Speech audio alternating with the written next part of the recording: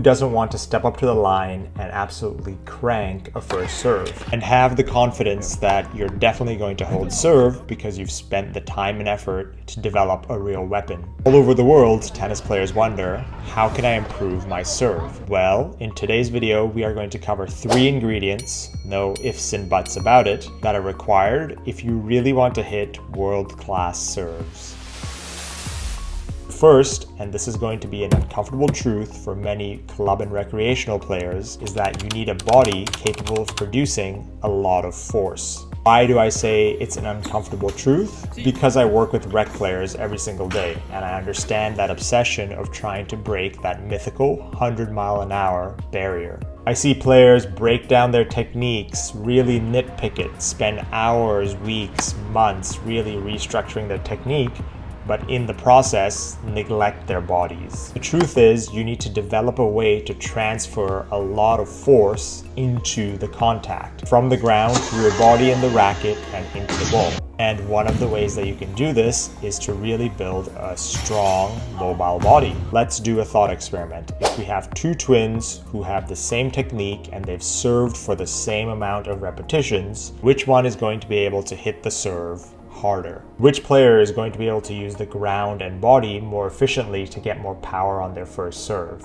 Is it the one who has a systemized strength, mobility, and power program, or the one who does not? So many club and recreational players just focus in on their technique, but don't have the awareness to see what their body is capable of doing. So one of the things that I always recommend club and recreational players that I work with who want to improve their serves is to find a qualified professional who can help you to fine-tune your body so that you can generate more power on your serve. I'll even give you a concrete example of this. Many players really focus excessively on their racket drop. But if we take a look at their bodies and assess their range of motion and strength and flexibility, you would see they would really struggle to get into that position.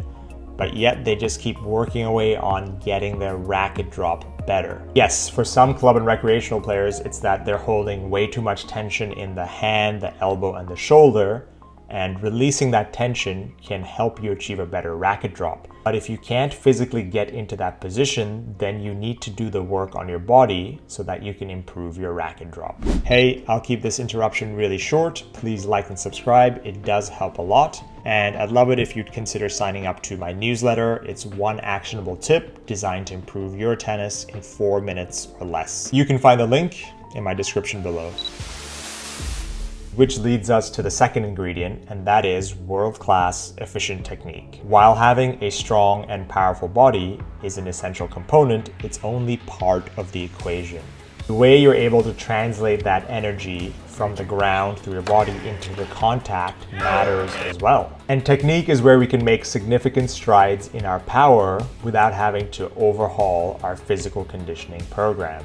There are so many different ways to serve well, and we see players with big serves use a variety of techniques. But when it comes down to it, they are more similar than they are different.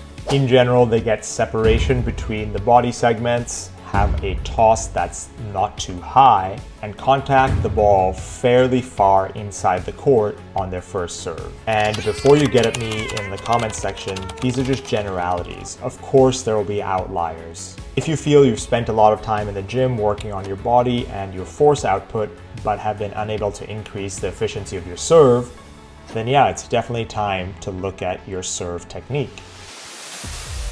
This leads us directly to the third and final ingredient, and that is lots of good myelin. What does myelin have to do with powerful serves? Myelin is a fatty substance that insulates nerve fibers. The more you have of it, the faster you can fire particular circuits. The more you practice a particular skill, like for example your serving, the more your myelin sheaths around your nerve fibers. And this just allows for faster and more efficient signal transmission. Hypothetically, even if you have the most powerful body in the world and have the most efficient technique, if you've only done 100 repetitions compared to 100,000, you still might not be able to serve as hard.